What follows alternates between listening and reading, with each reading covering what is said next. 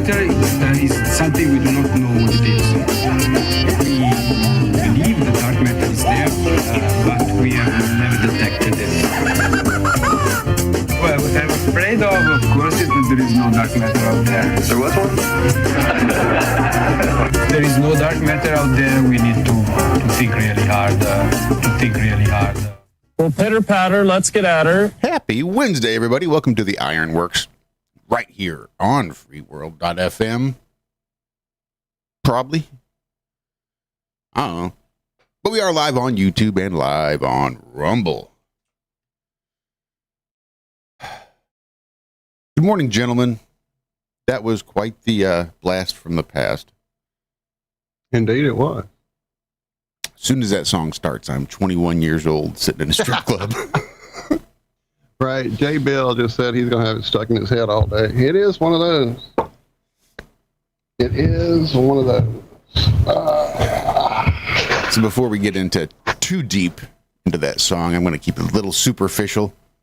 Yep. And try to not earn bad karma. I'm going to try. It's going to be hard. So that song holds a special place for me, as that was one of the songs that I would make my ex-wife dance to at the strip club. So every time I hear of it, it takes me back to when I'm 21. That marriage didn't end the best. Got pregnant by another guy, a guy from our church. They ran off, had a couple more kids. And that was that. No big deal. Right? It's not like I'm hung up. But found out last week she's back to doing her thing.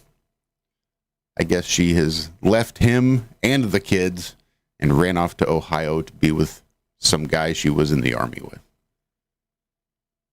So, at least that's where she is. I don't know if they're like together, but she's just back to her old tricks, so to speak. So, the song Here I Go, Again on My Own, holds now a double meaning, at least before yesterday. But then we had to include it today for John Sykes. Did I hear you, Zack? Are you there? Check. There he is. Yeah. All right, that was all I got. That was my first thing in the morning. I haven't really listened to that song probably in 25 years. Like legit sat down from start to finish. So that was quite the treat. It used to be one I had requests for quite often in the karaoke era of my life, when I would take requests and stuff. It was definitely one that had some nice high notes. I like to hit those, and just 80s rock. You gotta like it. Big bombastic rock. You gotta love them build-ups. Now a lot of said you gotta love them build-ups. Yeah. Right.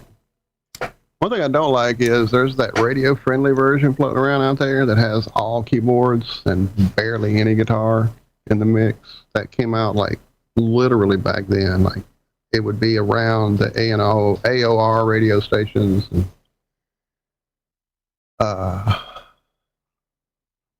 just not, not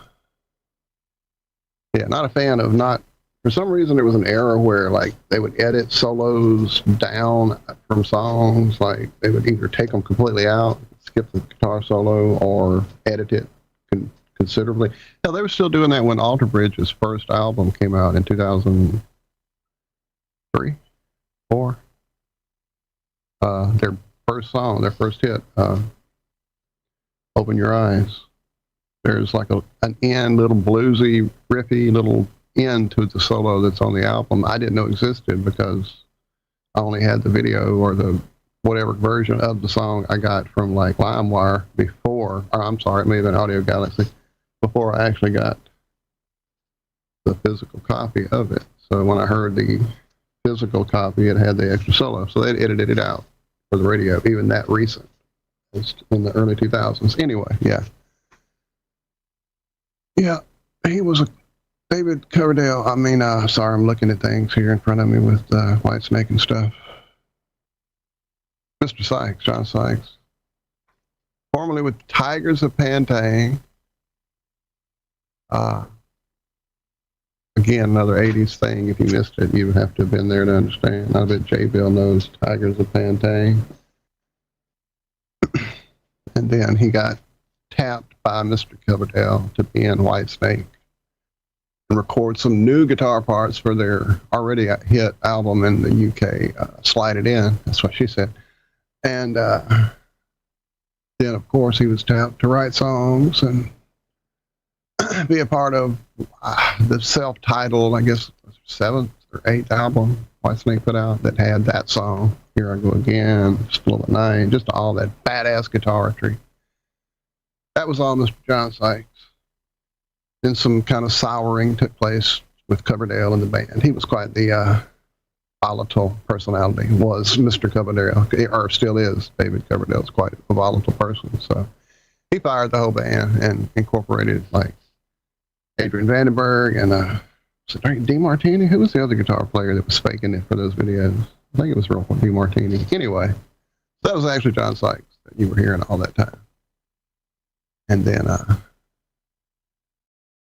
there's other stuff. We'll cover that a little bit later. The Blue Murder stuff. We'll probably hear some of that on the next break. Great band he put together with Carmine Appice and Tony Franklin.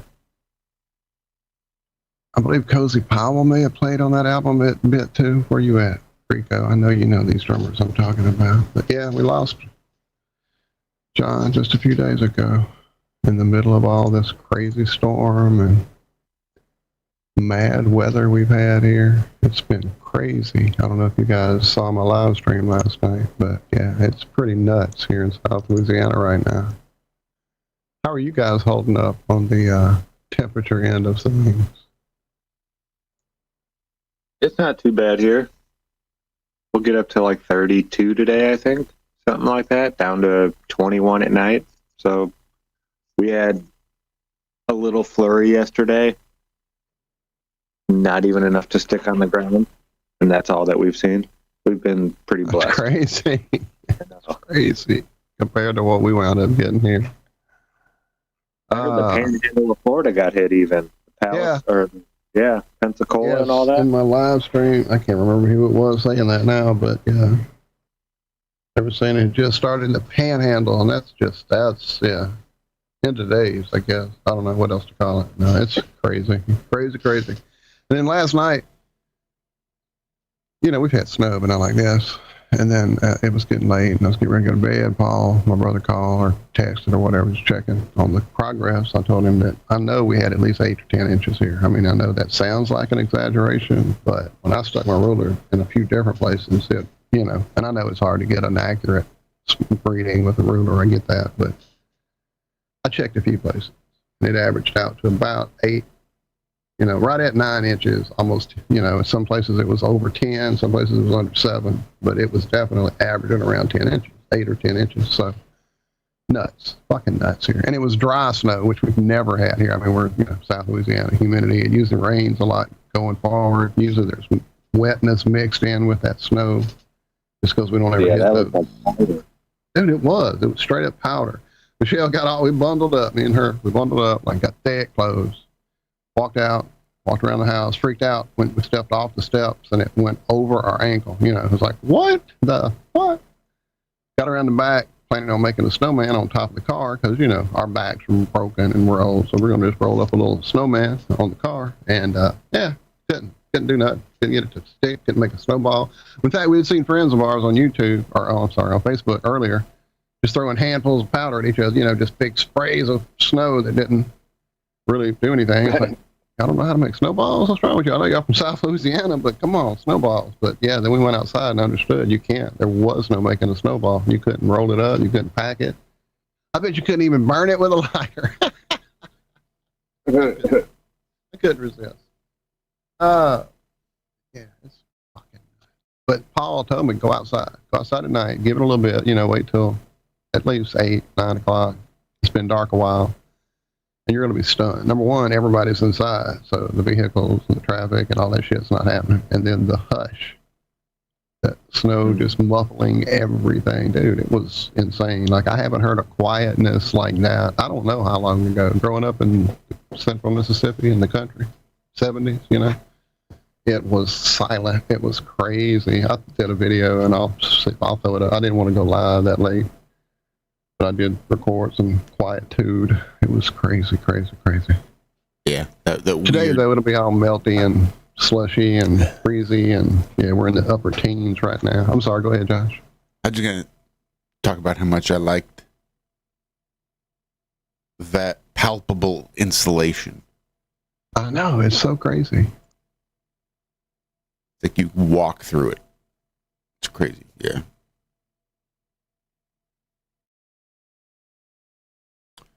And I almost wasn't going to do it because I'd already bundled up, got out, played, did my live stream, got soaking wet. Like when I came in, my scarf was dripping off of me. My top of my jacket was just soaked through to my shirt almost.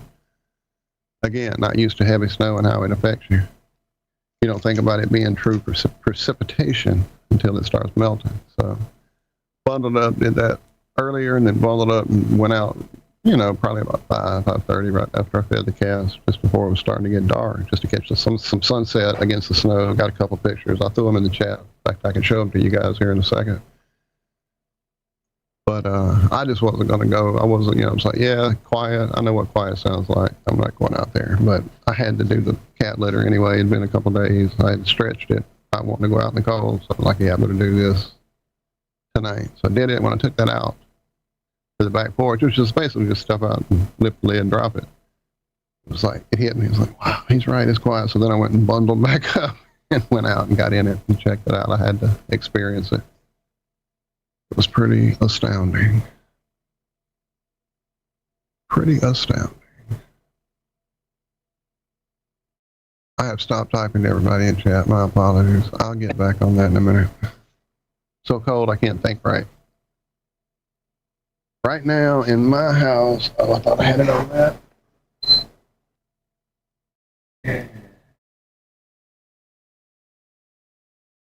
Come on, you can do it. You can do it. It'll tell me in a minute. This heater in this room actually adjusts in a little while once I got temperature set what I wanted on. It will show me what the temperature in this room is. Because our house is from the 1850s and because my landlord sucks, there's lots of insulation that could have been added to this house that never has been. The floors are not great. There's places where you can literally look down and through. We've gotten him to patch a lot of those, but there's still some that I found over this last year that he just hadn't gotten to. So when it gets cold in our house, it's cold. When it gets cold outside, it's cold in our house. Currently 54 degrees in the room I'm sitting in with you guys. That's why I'm bundled up. Outside, a balmy, I think it was 17 when I looked. I'll leave my phone down somewhere. Let's see. Here on, what is today? The 22. Oh, come on, dude. Second? Yeah. Currently 17 degrees along the bayou side with a severe weather alert. You're going to have a cold weather advisory hitting you through Wednesday at 6 p.m. And that'll actually go through, it's Thursday at 9 p.m. So yeah, it's pretty crazy here. It's going to get down to 14 degrees before I get off the show with y'all, it says.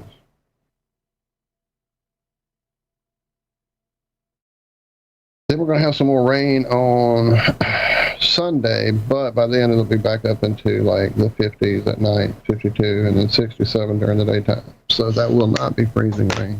And hopefully by Friday, we'll be warm enough overnight and in the morning for this shit to start melting off and people can get back out in the world.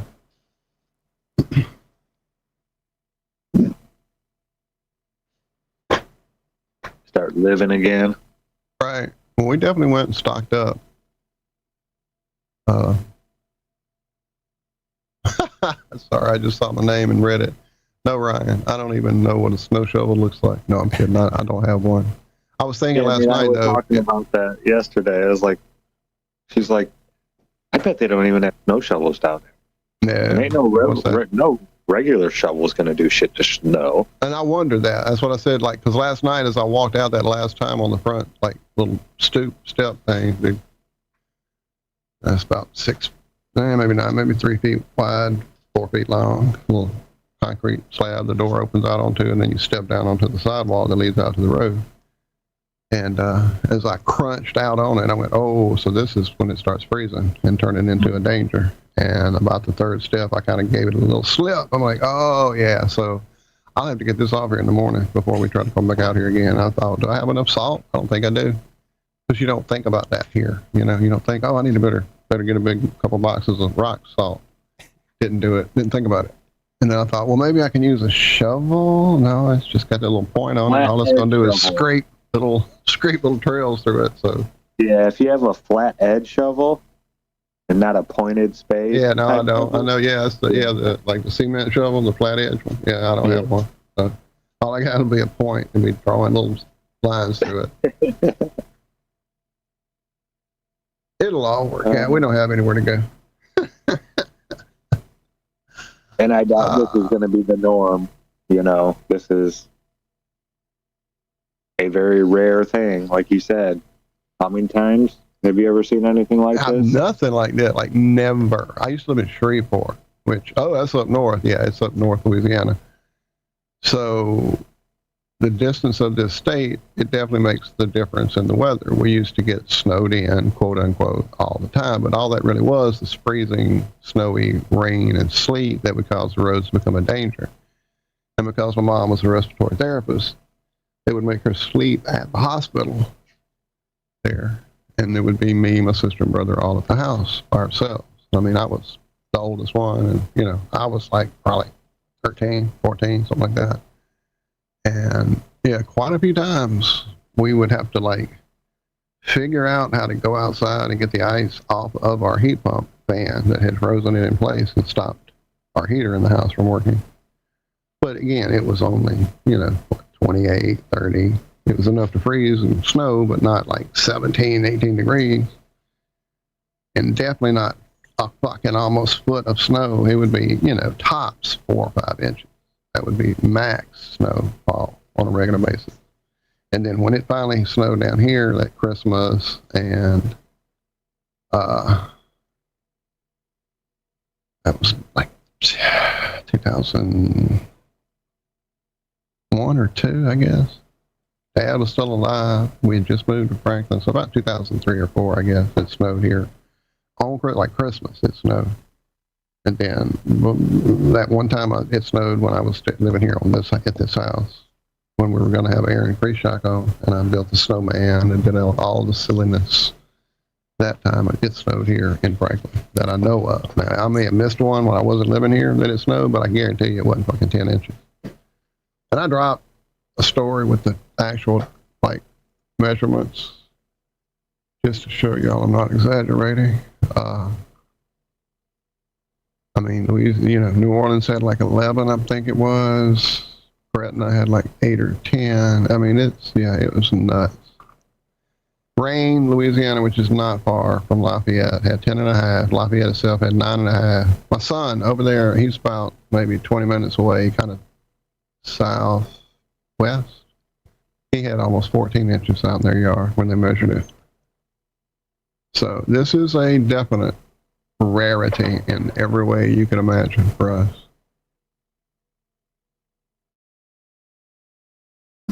That's knuckin' futz. I'm going to give Stephanie a big shout out. Saw your message. Ma'am. We're going to try to get that done before end of show today. Either individually or en masse. Nice. Thank you. Oh, the pictures. There they are. Here, I'll show them while we're in the snow segment. How do you do that? How do you do that? That's not it. That's not it. What did I do? Did you guys hear that Zack Ramaswamy is no longer partnering up with Elon Musk at Doge. I did. Here we go. Yeah, didn't I call that? I think I did. On one of the Ironworks, I said I don't see them both sharing power very long. I think I said I'd give it a couple months, and Vivek would leave or step down or something like that. I'm almost positive I said it live on the air. Wow, Looks like a fucking Christmas card. I know, right? For those of you out on the radio or just looking at some pictures Walter took walking around. Yeah, wintertime does make for some beautiful pictures. As much as I despise being out in it anymore. It sure was pretty. I didn't know I put multiples. Apparently I sent some and then I took more and sent some doubles. My bad.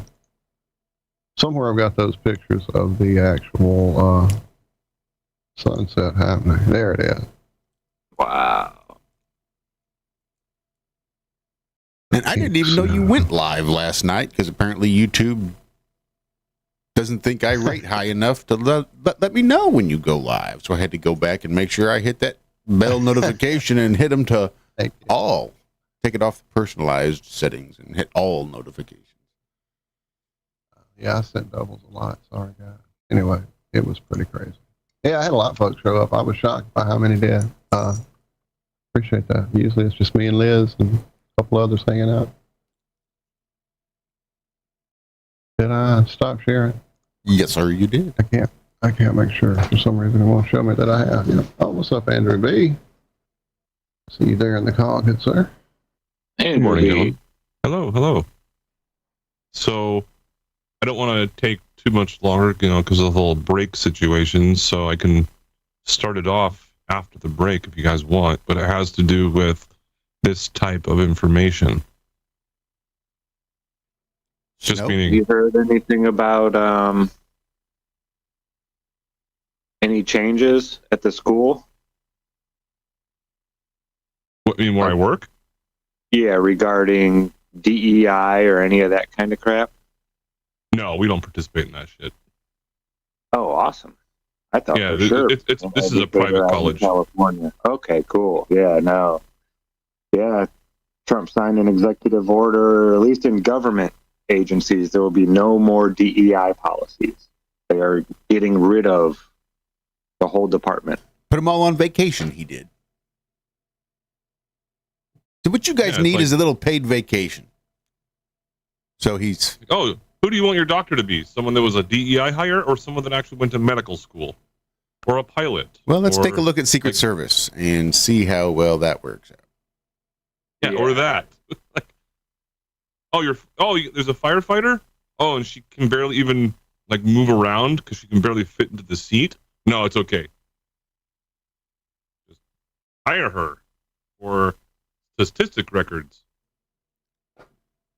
So, Walter... And he went on to make sure that everyone in the government knows that there are only two genders.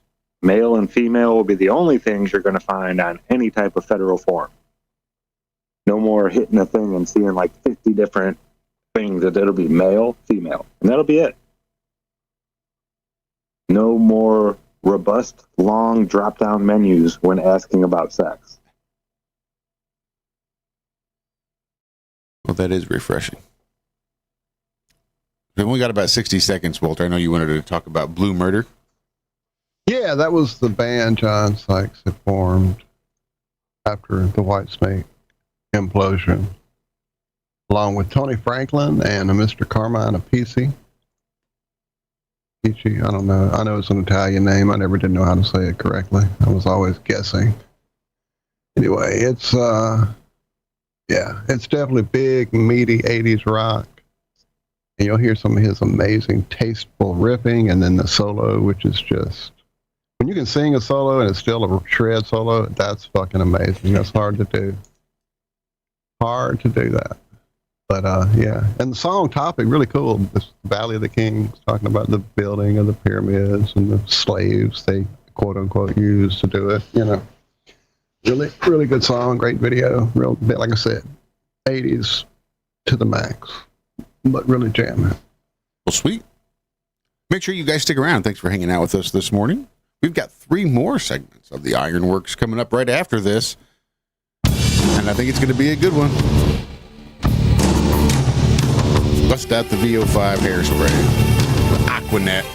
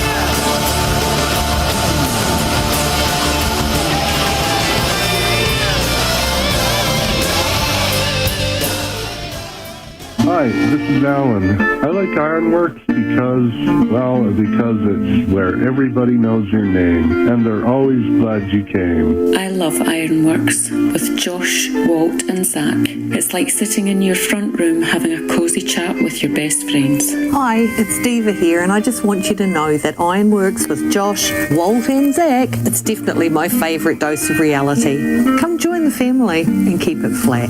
Why sleep in when you could get your dose of iron in the morning? Listen to the Ironworks. This is Enlightened Dawn. Roses are red, violets are blue. Ironrealmmedia is the best on the plane. To this show, I will forever be true. You guys are truly the best, and I love you guys. I'm so thankful to have you in my life. Do you like listening to space letters from Never a Straight Answer? Then tune in to The Ironworks with Zack, Walter, and Josh. Break clear of the fear on the Ironworks and become an Iron Scout. I'm Neil deGrasse Tyson, bitch. And welcome back to the second half of the first half of the Ironworks right here on freeworld.fm. Also streaming live on YouTube and Rumble. Gotta say, that was pretty effing epic as far as 80s music. Yeah, that's epic. That is the true definition of epic rock, for sure. There's some other great songs off that album, but that was always my favorite. Unfortunately, Geffen Records did not promote that album as they should have. I think they were trying to push to get Coverdale and Sykes back together to put out another huge Whitesnake album like the one they had previously put out. So they downplayed his solo career. I've read quite a few interviews with Mr. Sykes over the years, so I kind of have kept up with his career. He did some solo stuff. Originally, he was going to be in the group that became Winery Dogs. Shout out Rico and J. Bell. I'm sure you know about Winery Dogs. So he was originally going to be that before Cosson became the guitar player. And then just a lot of different things going on with his career that could have been so much more than it got to be due to the business side of shit. But yeah, pick it up if you've never listened to it. The Blue Murder album, really great. And then what was the one song he had that was Brand New Day or something that came out a couple years back? Really good. I may dig that one up for y'all. Anyway, thank you for playing that. Sure. So I've got a couple of things to say here. I don't have too long. Yes, sir. Go right ahead. Absolutely. Be heading on out after I get into this, but I did see, I forget where I saw it. It's basically just, if anyone's ever lived in an area where it snows and you're trying to go to work in the morning, you understand that you have to have one of those snow shovels, which is quite laborious and the last thing you ever want to do before you have to go to work. So one guy, he took a big tarp, like a plastic type of a tarp, and just covered the driveway in that because he knew it was going to snow. And then all he had to do was just grab one end of it and just roll it backwards, and within about 30 seconds, there it is. Yeah, that works well. If you get like an inch of snow. Right. If it's just enough snow that it's no problem shoveling it, you can go ahead and use a tarp. But really the effort you take to lay out the tarp and then move the tarp after it snows, dry the tarp out, fold the tarp back up, you're really just better off taking that little bit of snow that fell and shoveling it. But like this was like 2 feet of snow, so it wasn't like to the point where you could just drive through it. But and he just grabbed his tarp and moved it? Just rolls it backwards. Rolls it backwards. Yeah. So it like rolls up 2 feet of snow inside the tarp? Or no. You just grab the end of it and you just pull it backwards as you walk backwards. How big is his driveway? Like 2 feet of snow is hundreds and hundreds of pounds over the size of a driveway. His driveway, I think it looked like it was maybe 30 feet long. He was doing it with ease, but either way, I just thought, I was like, wow, I never thought about doing that, because when I lived in Virginia, we had situations where I actually had to call into work and be like, I can't go anywhere because there's like 4 or 5 feet of snow outside. And like half the people were just calling in sick to work, or just, calling in like, hey, I can't get anywhere. The roads aren't paved, or sorry, the roads aren't plowed or whatever. But also, on that same thing, I'll look for the video and show you. It's AI bullshit. No, this wasn't AI. No. Best way to get the snow off is to shovel it as soon as it falls. Yeah, but if it's at 2 o'clock in the morning, it's a little different situation.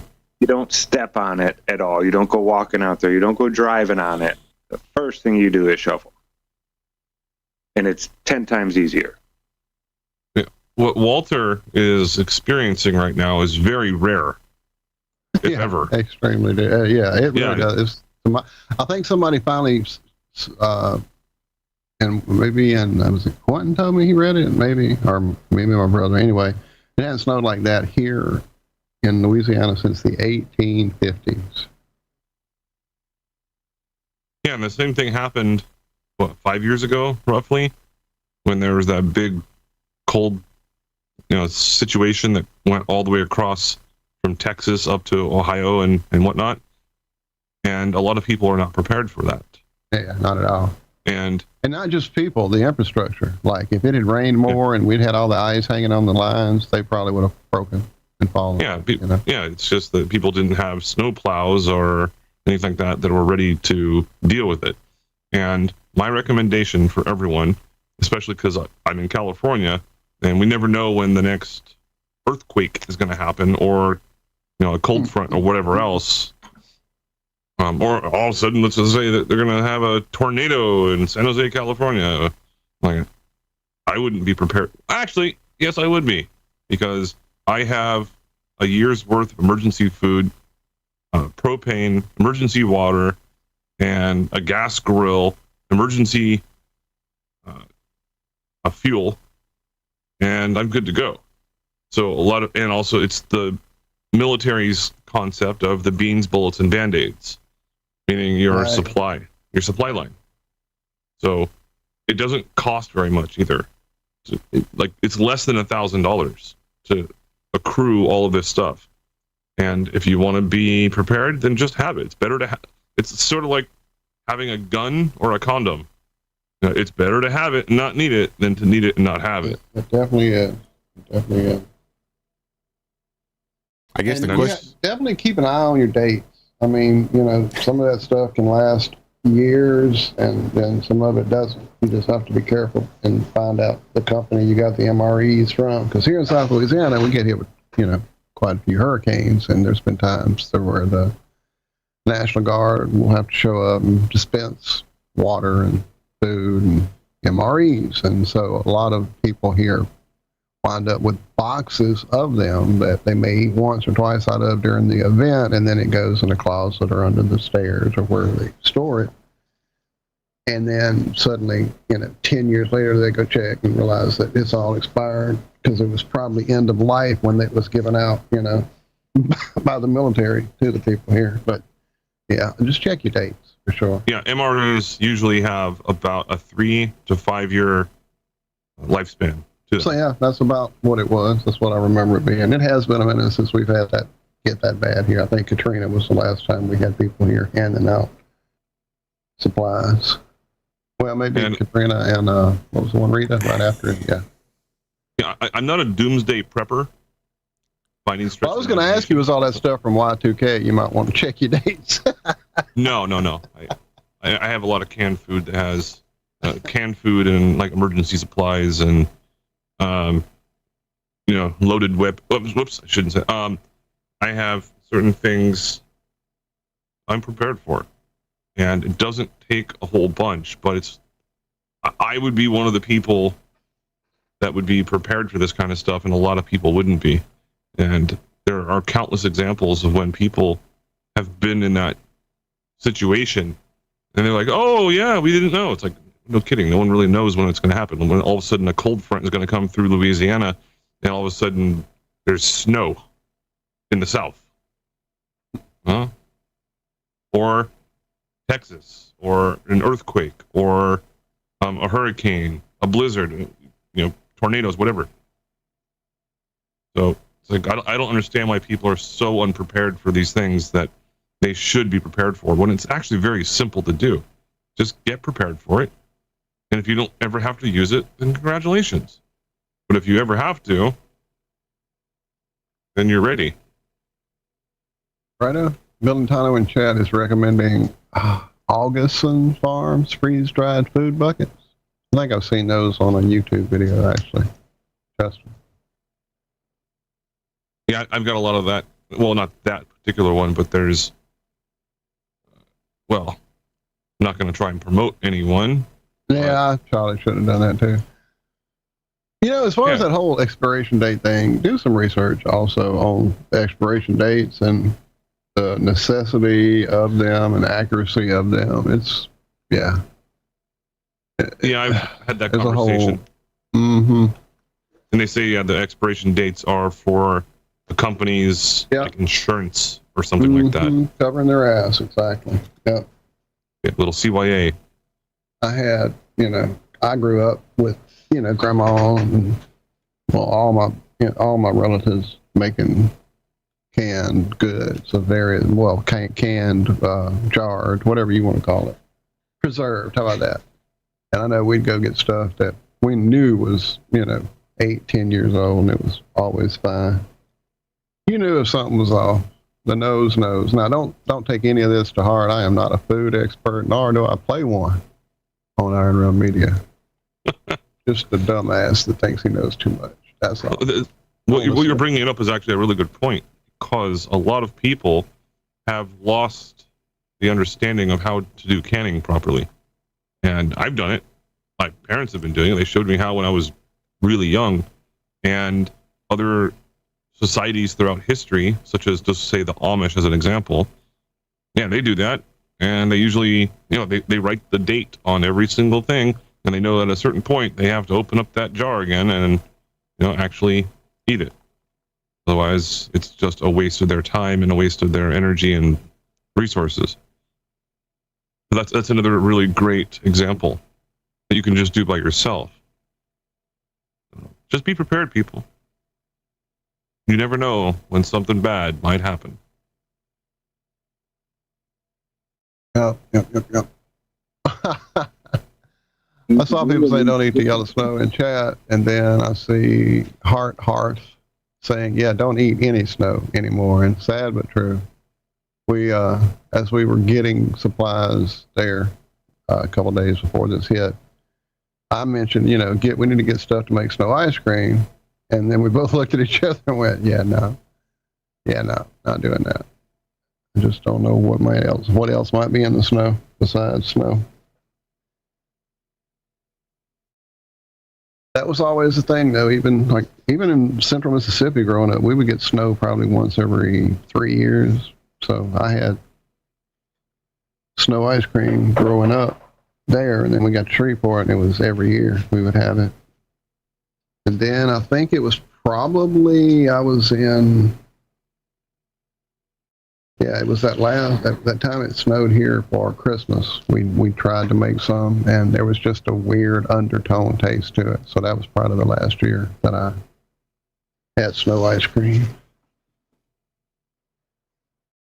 Yeah, and for the most part, snow, as far as I know, and I have tested it, where I would just take it and then let it just turn into water, and it was as pure as distilled water.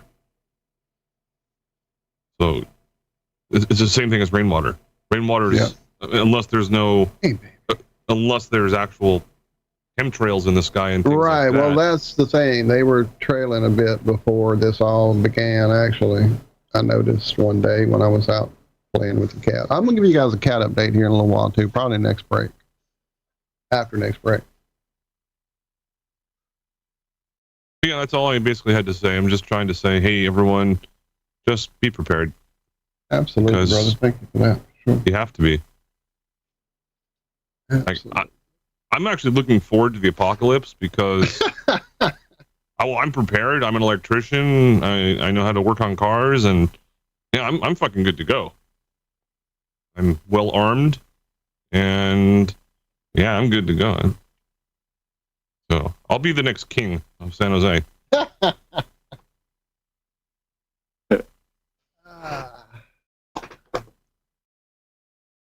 The King of New York Part 2. Oh, wow. Scrolling back up through chat, Nemo was saying that I've officially gotten more accumulation right now in this one day than he's had all year. And he's considerably north of me for snow and whatnot. Oh, and before I forget, Regina has let me know that today is National Answer Your Cat's Question Day. So, Ripley, if you have a question for Daddy, you ask away, and I will answer your question today. She came to see me. Wait, what? It's National Answer Your Cat's Question Day is what Regina has let us know. She always lets us know what day it is, and I sometimes highlight it and remember to say it, and most of the time I highlight it, and it scrolls up, and it's gone out of my mind, out of sight, out of mind. Thank you, Regina, for being on top of that for us.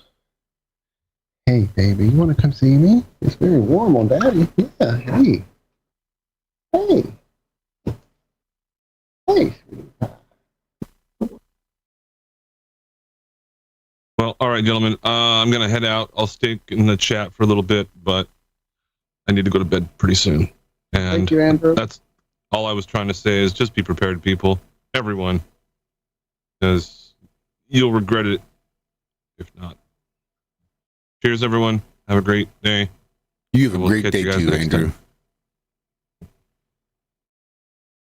Sleep well. You know, for better or worse, the UN makes a pretty decent ration kit. Nice little Blocko stuff, all vacuum sealed in there. But I don't believe it comes with a heater, the way some good MREs do. But a lot of people go through and steal all that shit out, and they'll just sell the food package.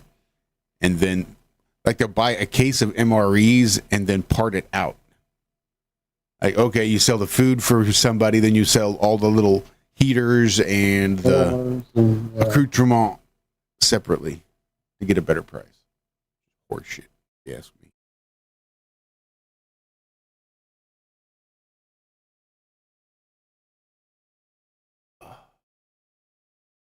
It's not a bad idea to have a few MREs this time stock. Throw them in your car. I keep 3 in my car. Well, at least 2 in my car. Hungry?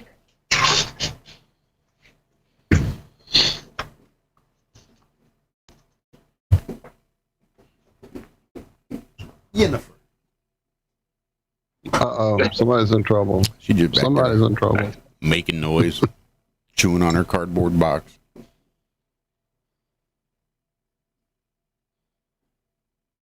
They still handling the cold pretty all right? Yeah. Our poor little furnace that could hasn't turned off in 2 days, but so far it's... If we set it at like 75, 76 degrees, it'll keep it at about 68, 69 degrees. But it just doesn't shut off, which, you know, sends my anxiety through the roof. Maybe not through the roof, but like it'll wake me up out of a dead sleep. Somehow my subconscious will hear the furnace kick off and kick on immediately, and my eyes pop open like, what the fuck? And not much I can do about that, except try to go back to sleep. Yeah. Worrying about the family is tough sometimes when you're the man of the house. I didn't mean that in a sexist way or whatever. You can be the lady of the house and worry about the animals and the family as well. I'm just saying. It definitely has been on my mind of late, like trying to make sure everybody's set up for what's coming, especially the cat that was here, the gray cat that came back. And again, it's more than a 6-minute story. So I'll wait till this break and then give you guys who didn't see my live stream an update. I think I updated everybody pretty much on it on the live stream yesterday. But yeah, we'll hit a song or two here. And then I never did look that other song up. My apologies. I don't want to double up, though. I mean, I've already heard one of mine, so if there's something else you guys want to play, it definitely doesn't have to be a John Sykes day today. I'm game. I hadn't heard that last song in forever.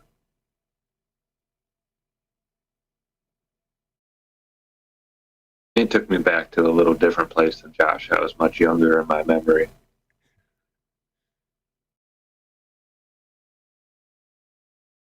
But yeah, I could see how that would keep popping up in your head whenever you're. I mean, there were other memories associated with that song, having grown up in the 80s as I did, but it wasn't until about 99 that it really solidified as a new memory. Again, I was a bit of a dick. It was Here I Go Again by Whitesnake, Dead and Bloated by STP, and 5 to 1 by The Doors. I just go inside Quite a your range head of songs and try to imagine having a stripper dance to those songs. That's the kind of dick I am.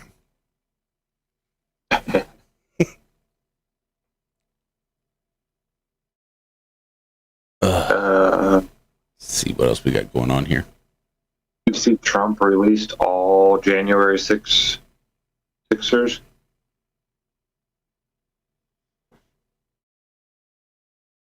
Can't believe they've been there for that long. I saw Dan was still asking for a pardon on YouTube. Auditing Erie County. Yeah, it says, F it, release them all. Why Trump embraced broad January 6 pardons. 1,500 people.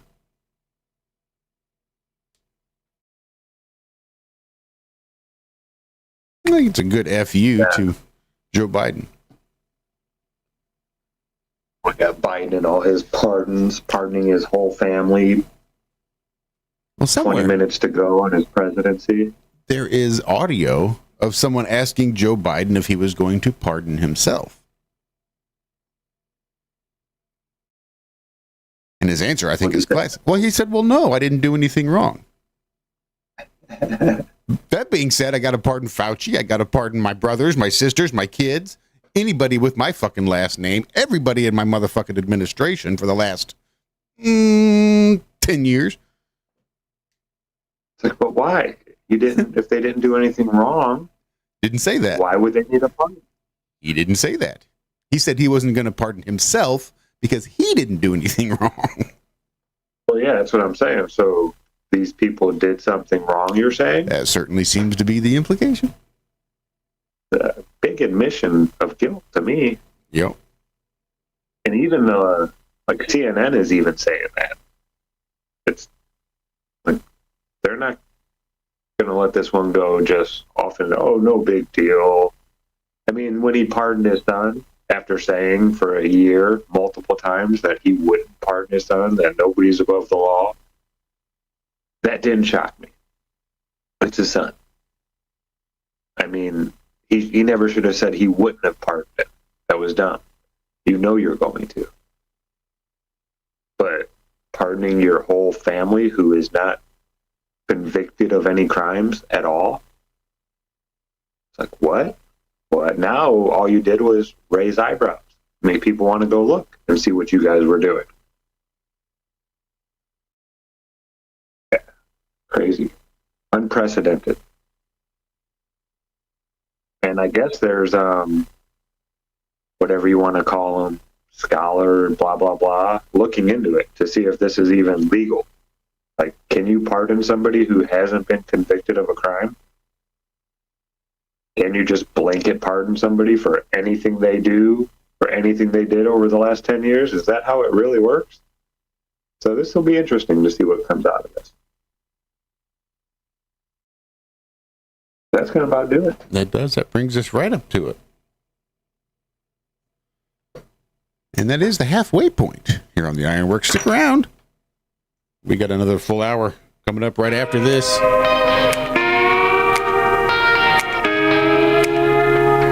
This one's for you, Liz.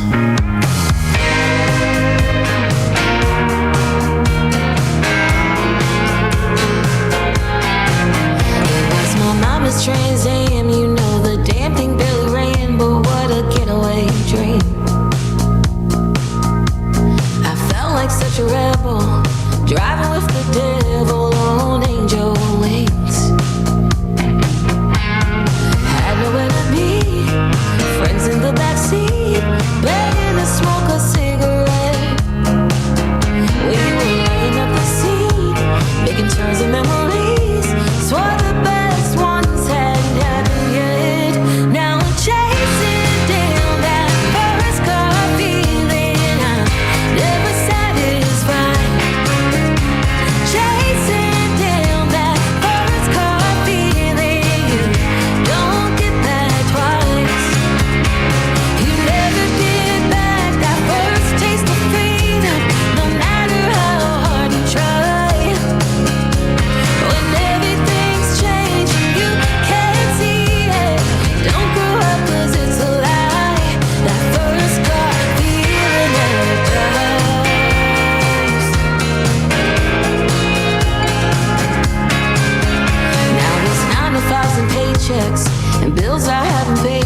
I got getaway dreams.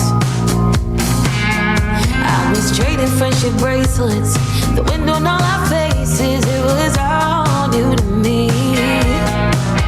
We could park on any street, running out like therapy, before we knew we needed it. Too young to feel the time, crossing city lines, never to return again.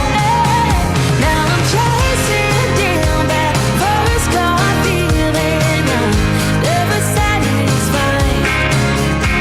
Chasing down that first car feeling, you don't get that twice. You never get back that first taste of freedom, no matter how hard you try. When everything's changing, you can't see it. Don't grow up 'cause it's a lie. That first car feeling never dies.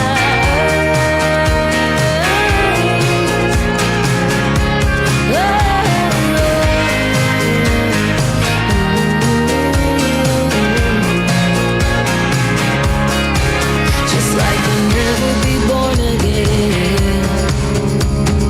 All you can say is remember when you'll get a new life, new house, new job, new ex-boyfriend. But you never get back that first taste of freedom, no matter how hard you try. Now I'm chasing down that first car feeling, I'm never satisfied. Chasing down that first car feeling, you don't get that twice. You never get back that first taste of freedom, no matter how hard you try. And when everything's changing, you can't see it. Don't grow up 'cause it's a lie. That first car feeling never dies. Oh, that first car feeling never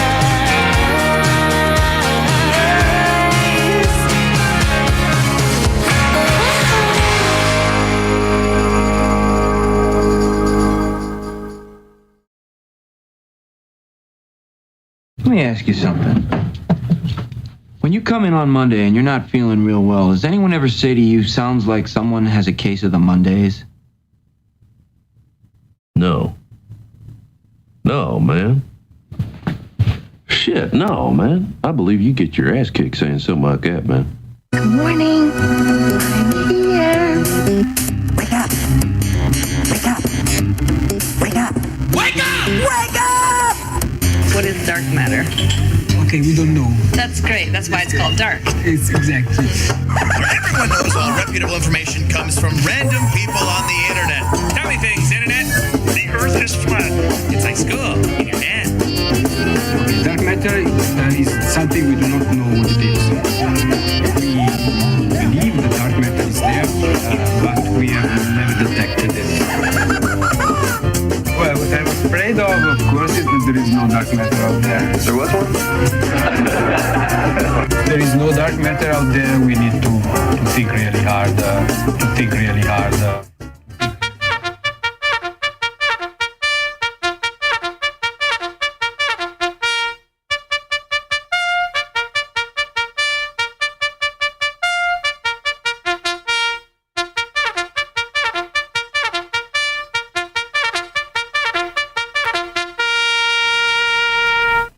And welcome back. Happy shopping, Liz.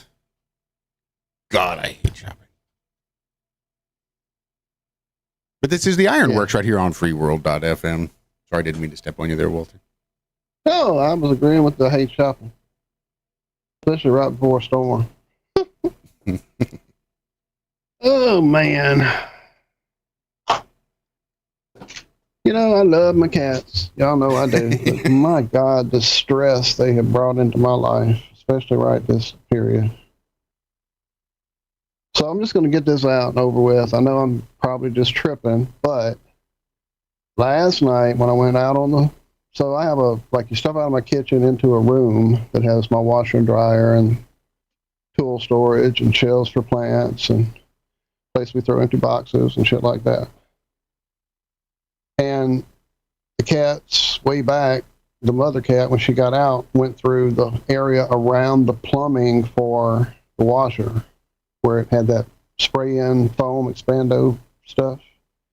So she pulled it out, got pregnant, came back. And once it got cold the first time, I guess they've been here, 2 years now, my kittens outside. They came in that hole and were in that area. And I knew that would keep them out of the worst of the weather. And then I got a heater that has if you knock it over, it goes off, set up in it, and put that out there, like between the washer and dryer on a metal rack thing to keep it from being, like it won't have anything ever fall on it and catch on fire, like a rag or a towel or whatever, where I have it located. It's secure. And so during all this coming storm, I've known they've had this room to go into. And of course, periodically, they're cats, so they disappear for half a day here, a whole day there, kind of thing. But I figured once it got this cold, they would pretty much stay in that room during this event. But, periodically I'll go out there and one will be not in the mix. But when I went to bed last night, Fuzzy Butt Fletch, the gray and black striped one, wasn't in the room with the other two, and they were pretty much huddled up on top of each other, which is where they spent most of yesterday, all three of them in a big pile on top of the dryer, which I would run periodically just to give them a little more heat under them. Well, he wasn't there when I went to bed last night, which, it was heading into the mid-20s by that point, so I was concerned for him, even though I know he knows how to get in and out, because he did. I have added a visqueen barrier to the underside of my house, so twice I've been looking out that back window while folding clothes, doing laundry, and watched them walking from, across the neighbor's fence through the yard on that side where the visqueen now has them blocked from getting into that side up under my house. They have to come all the way around to the back steps and go in through the 2 or 3 foot gap under the house there that I left, just for that reason. But both times I saw them do that, they were a bit confused that they could not get to the house in that backside. So anyway, going to bed last night, he wasn't in there.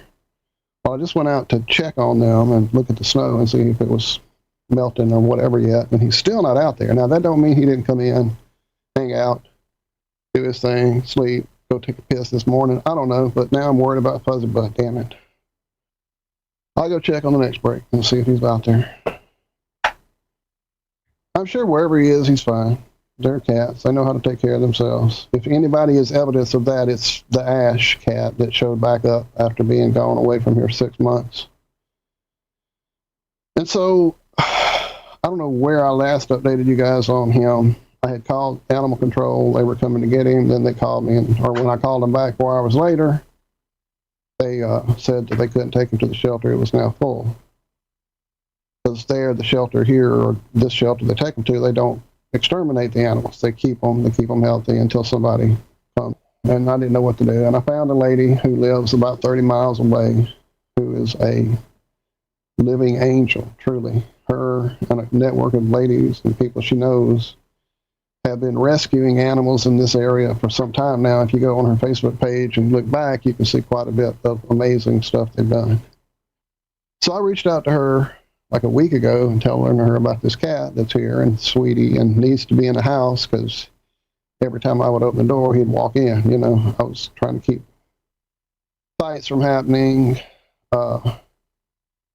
He was, trying to dominate the food bowls, trying to dominate my cats outside, spraying because he's a cat. So all those things, and I just can't afford another cat. I mean, I've got 8 cats. They're already quite an expense. As anyone with more than one animal knows, Josh, I know you know.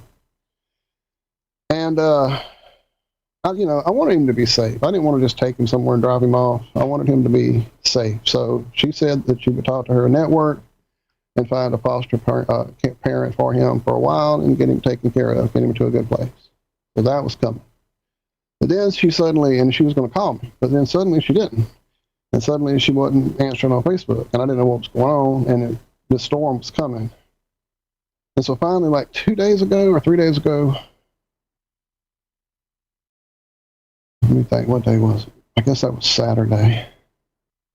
She said, yeah, one of her people has somebody that should be coming to get a cat either, that day or the next day or whatever. So by Monday, we should have a place for him.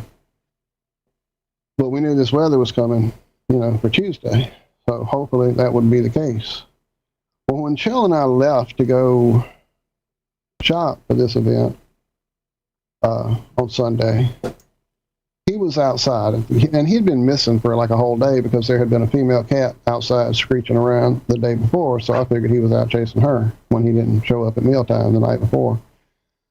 But that morning, when we took off to go shopping, I saw him on the neighbor's steps, and he meowed, and I said, we'll be back, buddy. And when I looked at him, it's like, well, damn, he don't look right. Is that him? Is that a new cat?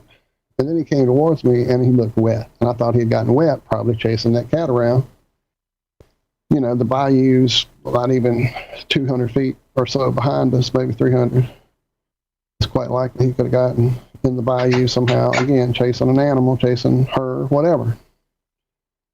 Well, when we got back, my plan was to get a towel and kind of help him be dry before the upper 30s weather hit that night. And so I got a towel and headed out looking for him. When he came to me, and I kind of put a towel around his body, it felt like he was covered in spikes. I'm like, what the fuck? So I got to feeling it, and all I could figure was he had gotten wet and muddy and it dried. So I went and got a brush trying to, brush the dry mud out because I knew he wasn't going to let me wet him. And when I tried to pass a brush through it, a cat brush, it was just like it was glue or something, like it pulled some hair out, and that's all I could do. It wouldn't part the hair, it wouldn't come loose. And as I began to look at him really carefully, I noticed that it looked like there was this part down the middle of his back, as though some fucking demon wearing human clothing had poured some kind of chemical, oil, petroleum-based smelling product all over this fucking cat, dude. And I was just like beyond stunned. Like if I had any clue who it was at that point, you guys wouldn't be hearing me today because I'd be incarcerated. So anyway, I steamed about it. Got on with her and told her what was going on. She was just as appalled as I was, and luckily the lady had gotten her opening that night. So as soon as she got home from work, she would let me know to bring the cat to her. So that happened Monday. Yeah, Monday evening, about supper time, he showed back up, still and wet underneath. I finally picked up on him just to see if he was wet underneath, and he still was. Whatever it was got on me. It smelled like I said, some type of petroleum product.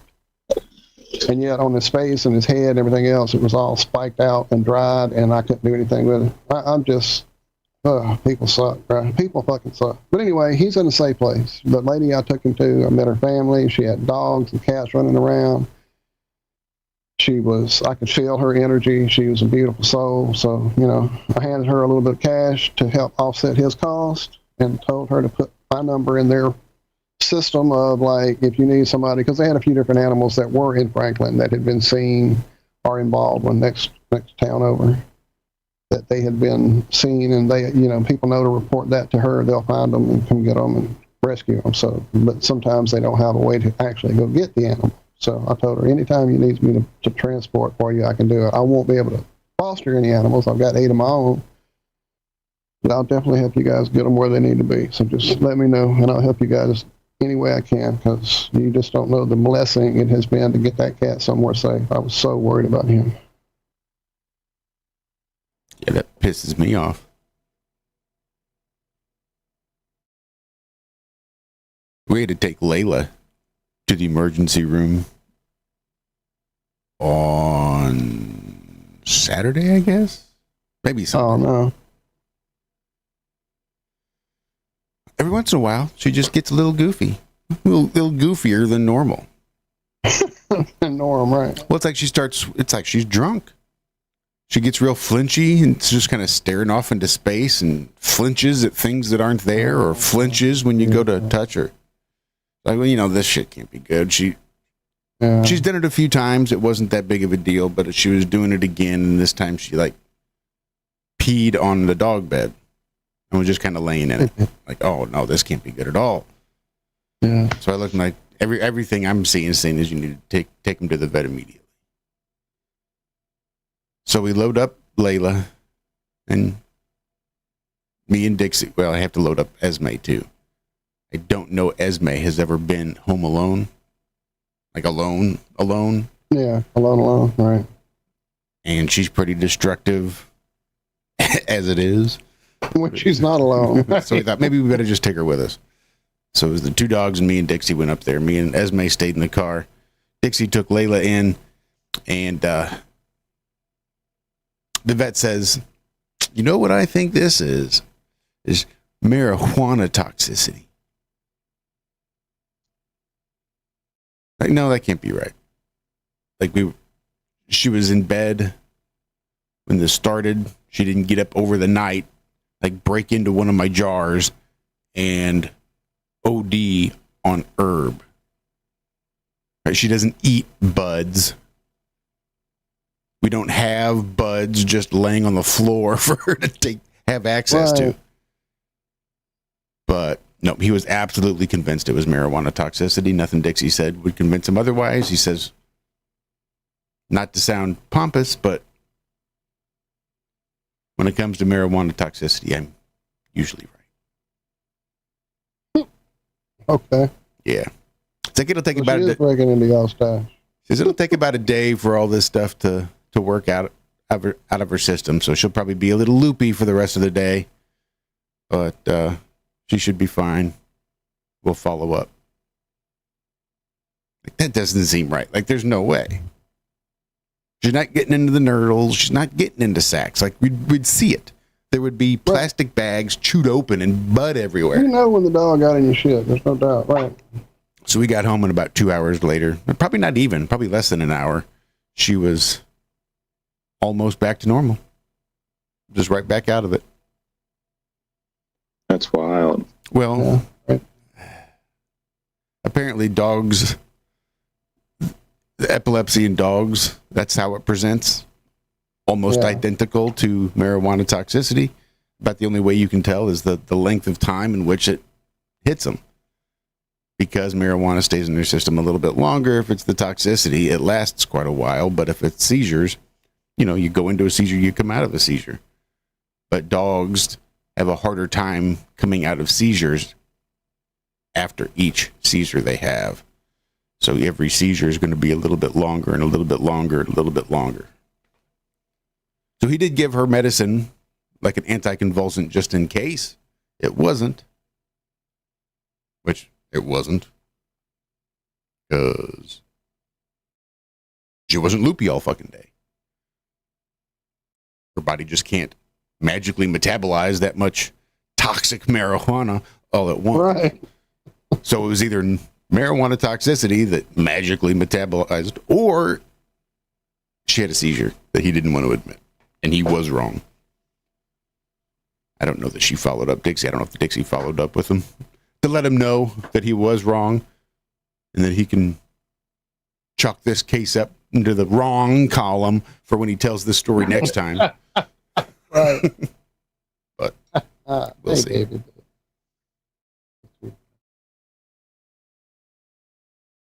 I go Monday for my cataract evaluation. I have my eyes dilated. That should be fun. Does No, I hear Dixie have that. to drive you? That's right.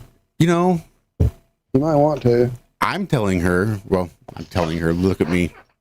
She asked if I needed her to. And I thought, I don't know. The eye doctor that referred me didn't say anything about this doctor. When I go to this appointment for this doctor, I needed to have somebody drive me. That doctor's office sent me a text message, verifying here's when your appointment is. They didn't say anything about having somebody to come drive you. But I can't see now. I can't imagine if you dilate my eyeballs in the middle of winter that's going to somehow make things better. I mean, how much faster can I go snowblind? Let me just dilate your eyeballs and send you on your way.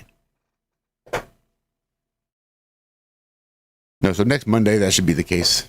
8:30 in the morning, right when they open. I'm going to head up there and have it done. Just the evaluation, at least. I'm going to be real curious to see what he says, see how bad he says my eyeballs are.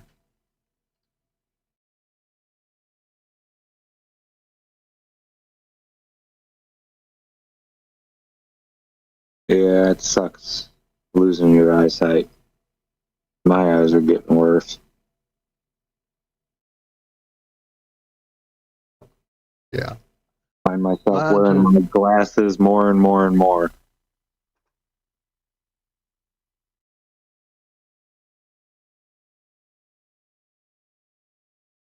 Yeah, getting old.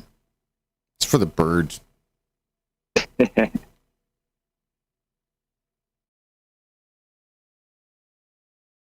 It is indeed.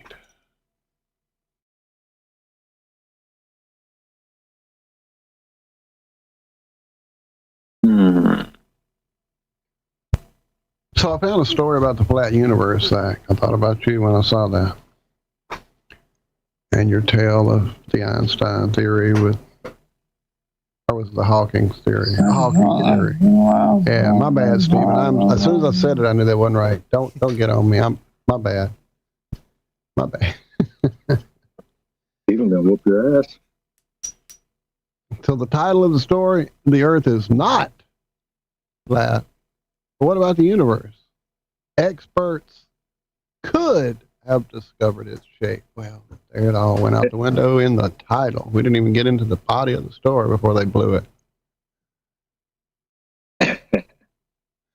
But apparently they have found evidence that would explain the complex topography of the cosmos manifested into a three-torus hyperdimensional donut-like structure, which when viewed from afar would be a frickin' flat universe. I'm wondering what's topographical in the universe. I don't know. When you're in space, how do you get to the top and look down? So which side is the top? It's the underside. Where Regina is. But yeah, that's the cosmic loops acting like a big donut. I believe I said donut Earth way back. I'm just saying, I'm not, trying to get my name in the history books or nothing, but I did say it was a donut. Me and Homer knew it was a donut way back. Oh, man. So have you been Godzilla yet in Fortnite? Oh, I haven't been him. I have him as the skin, and I've taken him down with my brother and sister, but haven't figured out how to be him yet. How do you do it? How to become Godzilla in Fortnite portal location. So it says he's arrived in Fortnite as part of the latest blah blah blah blah blah blah blah blah blah blah blah. Some of you might not know that you can also become Godzilla in Fortnite during the limited time event. However, the process can seem complicated if you don't know where to go. To become Godzilla in Fortnite, you need to enter a portal. However, the portal doesn't have a fixed spawn location and appears in a random spot each match. On top of that, you won't know the portal's location in the pregame lobby, so you need to look for it as soon as you enter battle base. I'm sure that means bus. Once you spot it, hurry to take the portal and reach it before any other player. If you make it through, you'll become the powerful monster Godzilla. You can then roam around the map as your favorite kaiju. However, this isn't just for show, as you can also use various abilities to eliminate enemies. So are you big? Or are you like those little T-Rexes that run around? No, you're huge. You're a Titan. Yeah. Godzilla, yeah. Oh, no. You get to roar. There goes Tokyo. Yeah, you get to roar, which will show you the location of nearby enemies. There's the stomp attack for close range combat. And then the heat ray, which is Godzilla's best ability, most powerful attack you can use against your enemies. However, you need to aim it accurately for it to work. So there you go, Walter. You gotta find it. I figured it was something like that. They have these weird portals that are all over the game right now that just kind of propel you backwards when you walk towards them. I wonder if that's the portal they're talking about.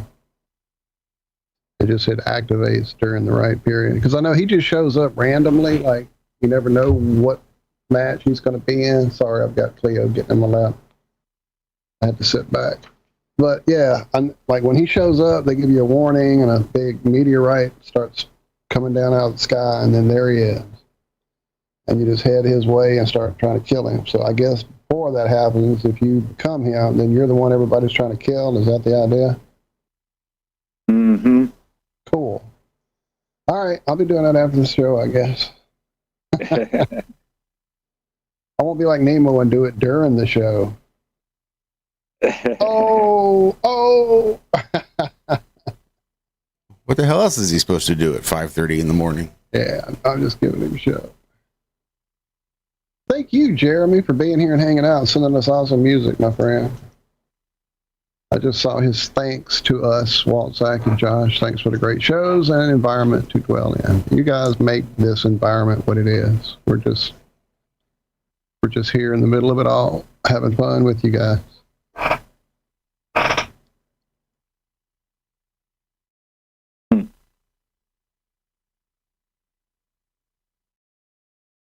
So oh, wow, you're right, J. Bill. It is the last break already. What happened? We just had that break. Good Lord. I know, right? That one flew by. What were you saying, Zack? I know I stepped on you. What's up? I don't even know. No big deal. Right. Me and you'll do some bot lobbies, Nemo. I see you in chat. We'll be Godzilla. Anyway, sorry again. I'm stepping on y'all. Nope, all good. Even the Pokemon had snow on them yesterday when it snowed here. I don't know if y'all saw the picture I sent. Yeah, I saw that. That's too funny. That was too good. Yeah. I mean, they had snow in the background all during Christmas, but that was just the general background you got when you tried to catch one. But yeah, when we first went out there and she was like, well, I wonder if it's snowing in Pokemon. I'm like, I don't know. They're rarely accurate. Like, it'll be raining in the game and it hasn't rained in a day or two here. Or it'll be windy in the game and there's like nothing, dead still outside. So I was really shocked that they actually had rendered the snow accurately in real time, like they had it on the outer rim, the outer regional map that you see the whole world in, floating around. And then when you zoomed in on a creature to catch it, you got the big articulated Fibonacci flakes flying around in front of you while you're trying to throw. It's pretty crazy. Good Lord, Ryan is at negative 10 degrees. So sorry, brother. Yeah. Uh-oh. That's chilly. Ashley is sick. I'm sorry you're sick. Send you lots of extra love. For sure. Stress will do it. Will indeed. So we've got another segment. 30 more minutes left here on the Ironworks. Don't go anywhere. It's a good chance to relieve some of that stress. Grind it out. A little Ace Freely. Don't go anywhere. We'll be right back. I got a fever, and the only answer is more cowbell.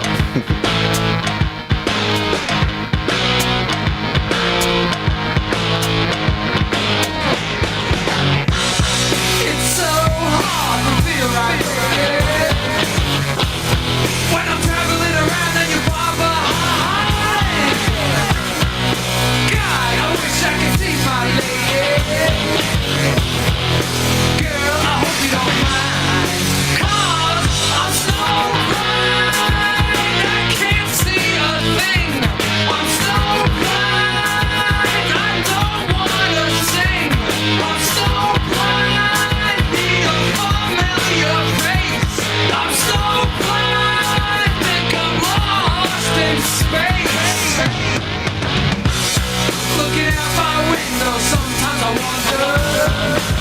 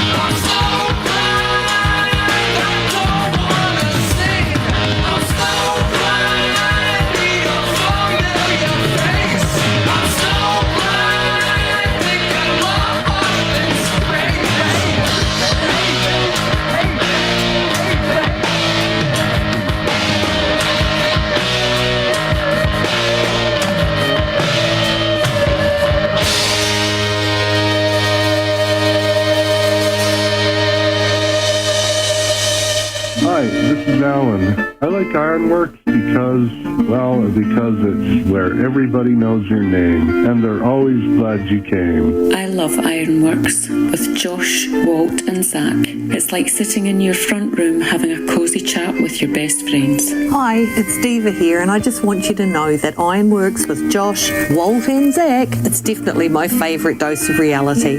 Come join the family and keep it flat.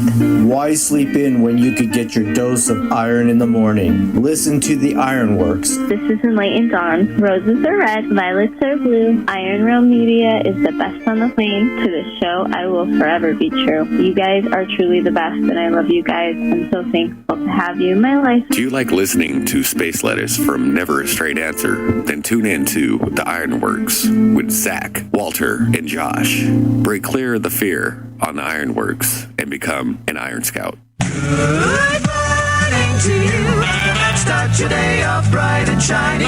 Get up off your little hiney and begin your happy day. And welcome back. Fourth and final segment of the Ironworks right here on freeworld.fm. You can also find us on YouTube and Rumble.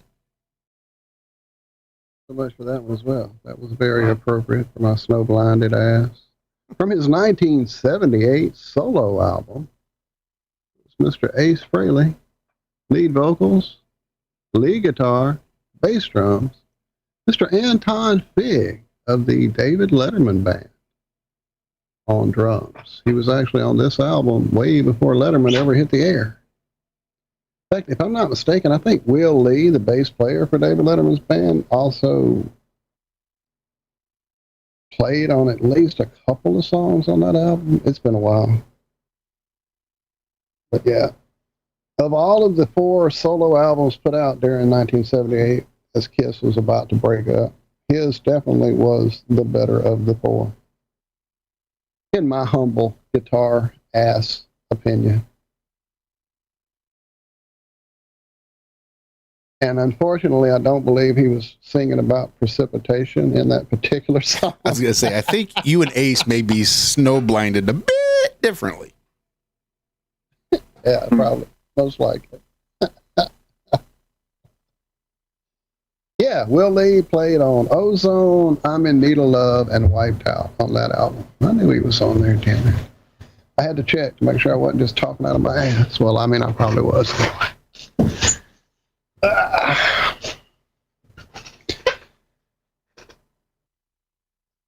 Did you guys hear that they're getting closer to finding the 9th planet? It's not the 10th planet anymore since they downgraded Since Pluto. they killed, but I mean, yeah. Yeah. A new planet in the solar system? Astronomers inch closer to solving a century-old mystery. So yeah, apparently Neptune doesn't do what it's supposed to be doing according to the laws of gravity. Right. Trans-Neptunian objects, they call them. Objects that are out further than Neptune. And blah, blah, blah, blah, blah. According to their numbers, we're just going to go down into this article. According to their calculations, the hidden heavyweight would be at least 10 times the size of Earth and orbit at an incredible 400 to 800 times the distance between Earth and the Sun, putting it a whopping 13 to 26 times farther out than Neptune. Unfortunately, most telescopes are not potent enough to reach this tricky planet. Didn't we just see something about 13 billion light years away? We saw something. Nope, impotent. But you can't see something in our solar system? Nope, impotent. Impotent telescope, bad name, called it. That gets if all the Planet girls. 9 is out there, if, a big if, the Rubin system has a strong chance of spotting it within a year or two. Isn't that nice? Wouldn't that be nice to just be like, well, yeah, I'm going to sit here and look for this thing, and it might be there, and I'll let you know in about a year or two. So just keep paying me. keep paying, keep giving us the money, and we'll let you know in a year or two if anything changes. If we decide to look at it, look for it, we'll let you know in a year or two. Oh my goodness. Otherwise, there's just no way to see it. Sorry. Turns out my telescope can't see that far when my wallet's this thin. You need to fatten up the wallet a little bit, and then the telescope will see further. We're going to be sitting up higher on that wallet, so it makes sense.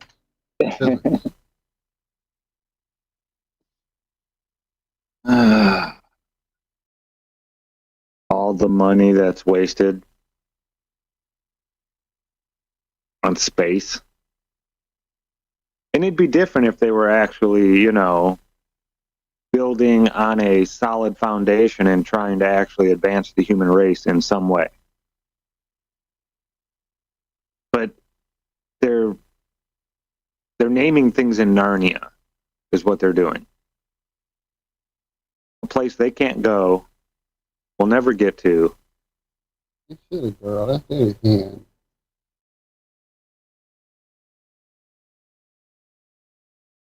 I don't know. They seem to be able to predict that they're going.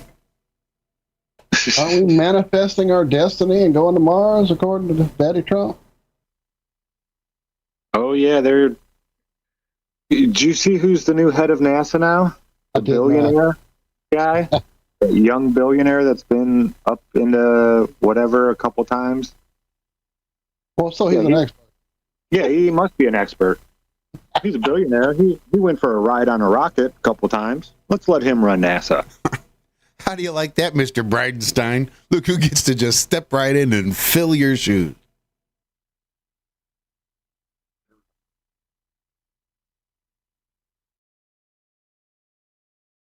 It's a joke. It is. It's just a big joke. How many billionaires now are being aligned in government? Yeah. This just hit me, though. Because I heard him talking about this on the radio. And there's going to be, you know, of course, a big push for tech. Already been, in the last 48 hours, a big push for AI and all the stuff that these tech bros are going to get done for Trump.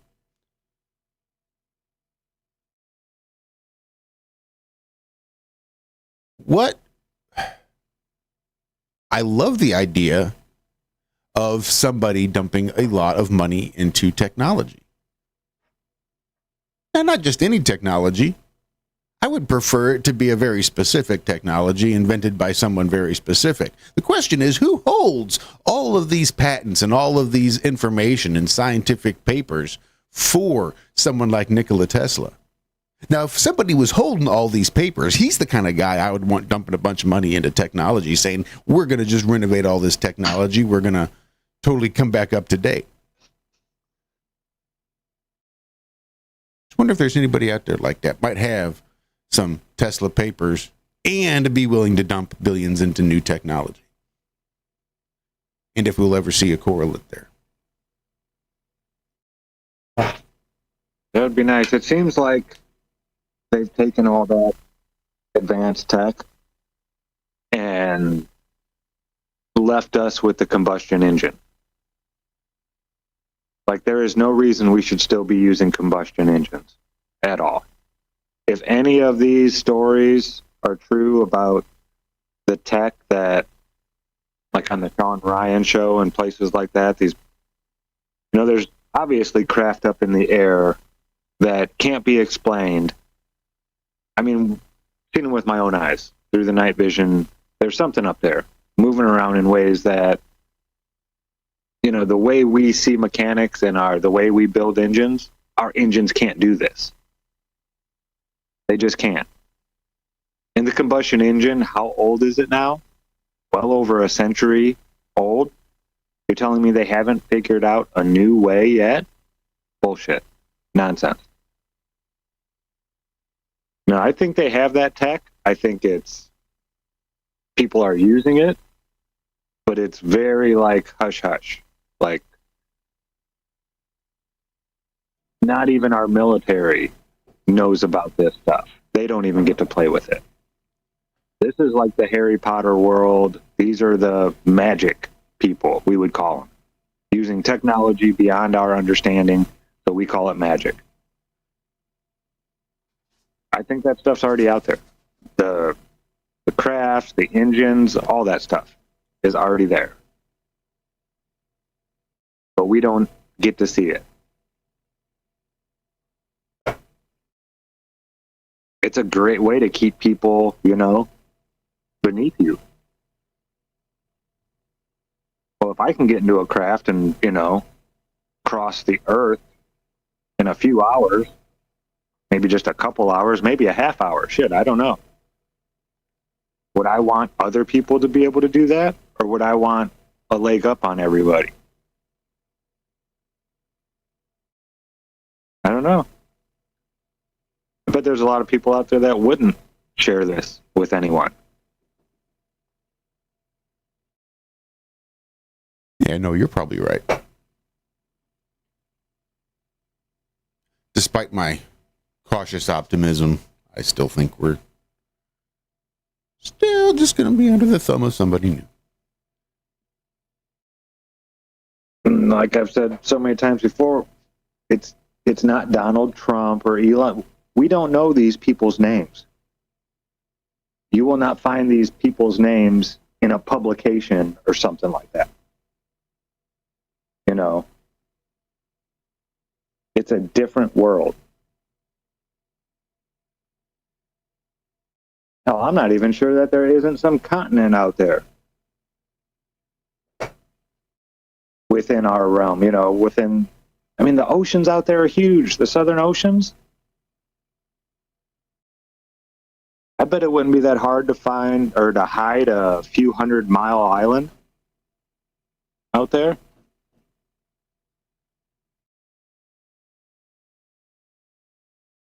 Yeah, it's crazy, but I really don't doubt.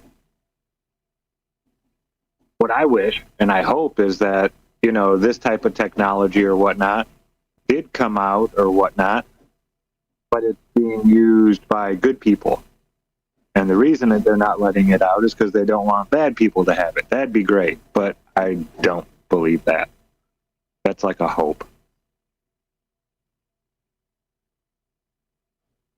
But yeah, and a lot of these special forces guy, I don't know them from Adam. So I can't really just blatantly believe what they say. But I like to think I'm a pretty good judge of character. And I can tell when someone's not being truthful. When you see these guys talk, they sound like they're telling the truth.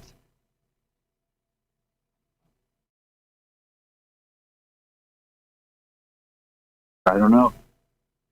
Yeah, I know Trump is supposed to announce something about the drones. He said they would.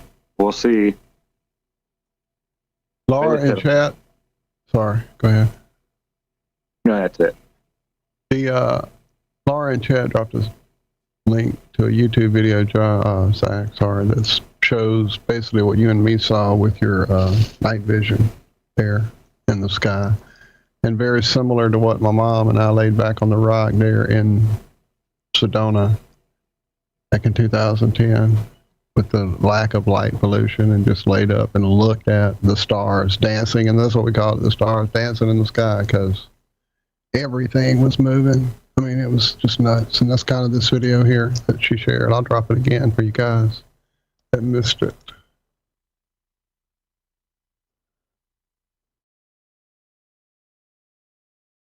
Yeah, there's shit up there we don't even have a clue about. I think a lot of it's organic and part of the realm. I think some of it's definitely higher up technology that either got back engineered or gifted for the appropriate access to people while they sleep at night. I know we all bought this cheap. They've been giving us technologies and teaching us things for thousands of years, allegedly. Why would they just stop?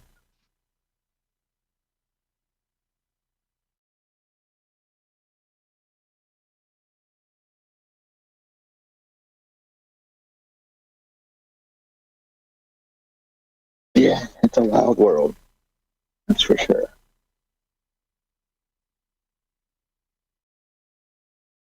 Oh, man.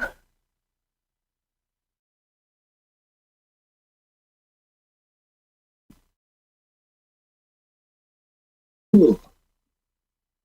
Excuse me. Absolutely. Well, since I can't type properly, if you don't mind, Justin, drop a link to that drone you've got there. Sounds intriguing.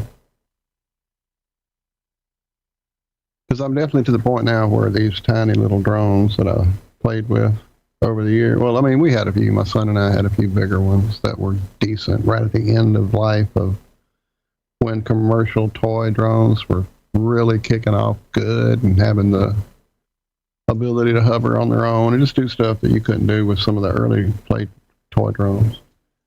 But yeah, I can't. You can drop it here in the chat. You can drop it in Skype, both, either one.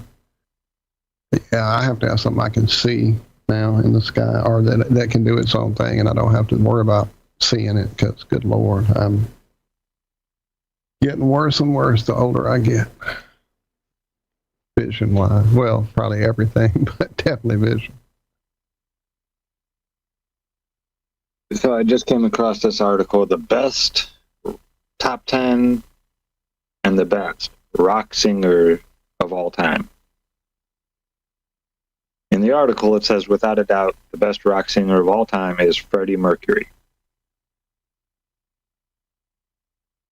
I don't know if I can argue against that. Yeah, it's pretty solid. Pretty solid. And they go into Chester Bennington of Linkin Park. Yeah, he was a beast.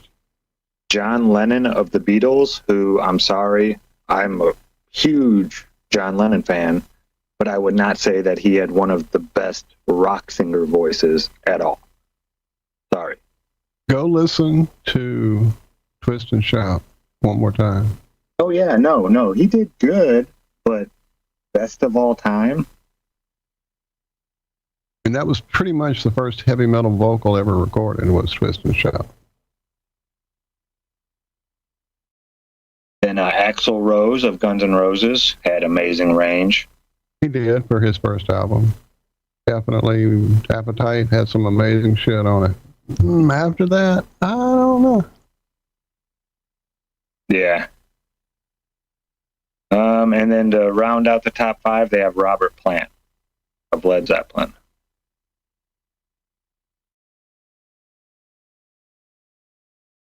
And who is this ranking? Where's the ranking? This is Q1043 at iHeart Radio. Okay. Our old affiliates. So I guess they didn't do the top 10 of all time. They just did. Well, I was waiting for that last 5, but hey. Yeah. Oh, here we go. Oh, this is just featured artist in their playlist. They have Led Zeppelin, Freddie Mercury, Kiss, Journey. Journey's lead singer had amazing vocals. Bon Jovi, The Beatles, AC/DC. Well, you know, while the makeup and the stage show and the merchandising and Gene Simmons' ego took front row for most of Kiss, Paul Stanley's vocal range was fucking amazing. Like he had a Freddie Mercury range. He just didn't use it all the time. But yeah, he definitely had an incredible range. He could sing very baritone and he could sing very tenor, and he had a lot of power or a lot of diaphragm.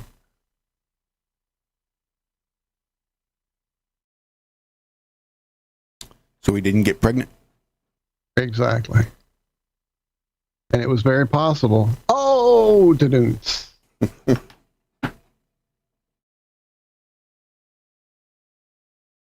You know, there's this movie called The Decline of Western Civilization Part 2. This Penelope Spheris director, looking at a lot of late 80s, early 90s metal, and interviewing a lot of up and coming bands, but mostly a lot of like established people. Ozzy had an extensive interview.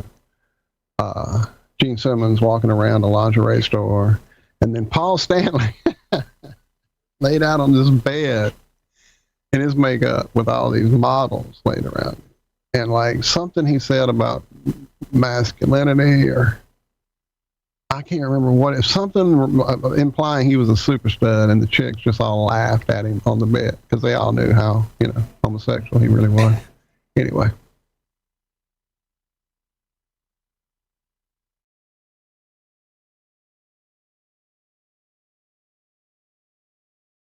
Now, can you imagine taking heat as a stage performer for waving to the folks in the balcony section? No, what the fuck? Like giving thanks from the bottom of your heart, hand to chest, and then addressing the folks in the balcony and having the entire world say you're giving a Nazi salute. Look, if you freeze frame right here, this is what it looks like. This is what he did.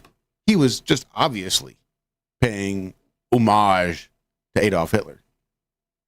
Clearly not talking to the people in the seats up high, way in the back in the nosebleeds. Whatever. Meet the new boss. Same deal. And there's even people from the left-wing media calling these other people on the left-wing media out, saying this is why nobody listens to us, because we say stupid shit like this and double down on it. And people see right through it. I mean, they need to change their game plan up.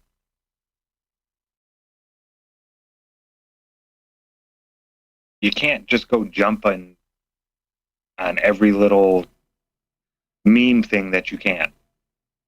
Like Josh said, somebody, if you freeze frame it right here, I bet you could take almost every politician and find a freeze frame. I've seen where the their meme. right hand is up. Yep. Hillary Clinton, Barack Obama. Yeah, I've seen them all. Where they all look like they're giving an Oh yeah. Oh yeah. Yeah. You could freeze frame anyone doing that. It's just, but this is why that part of the media is dying and just going to the wayside. I don't think anybody's even picked up MSNBC. Isn't that the one that got dropped by Comcast? And nobody wants to buy them. Well, makes me think of TikTok. And everybody freaking out because we wanted to ban TikTok. Oh, you're violating my First Amendment freedom of speech. I don't think that's how that works. But let's just say old Trump decides maybe what we need is sort of a state-run media site. Maybe instead of having a private company buy it, maybe the actual United States needs to purchase it, and they will be part owner.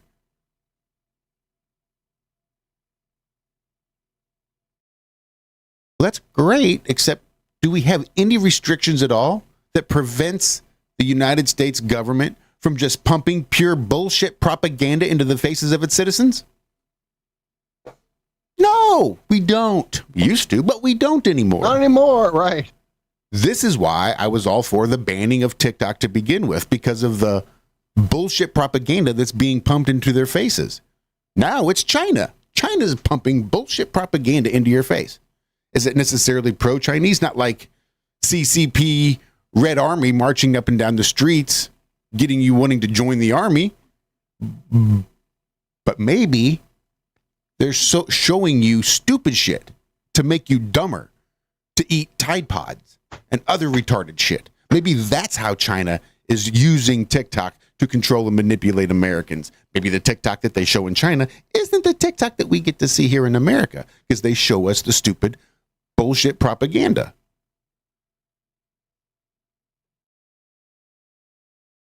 I was just thinking how easy it would be for them to transfer that power and start using it into the faces. Just like the the BBC, Canadian CBC. So no, now it's the USBC, United States Broadcasting Corporation, bringing you TikTok. Well, when it went off the air Saturday night, they said, oh, well, I don't want to misquote. Let me. Well, we got about 15 seconds. Make that 12 seconds. Oh, wow. Before we get out of Lord. Hey, guys, thank y'all. Never mind. It was all about Daddy Trump fixing it, is what it was. Oh, hurrah. Love All you right, guys. I love you. Thank y'all.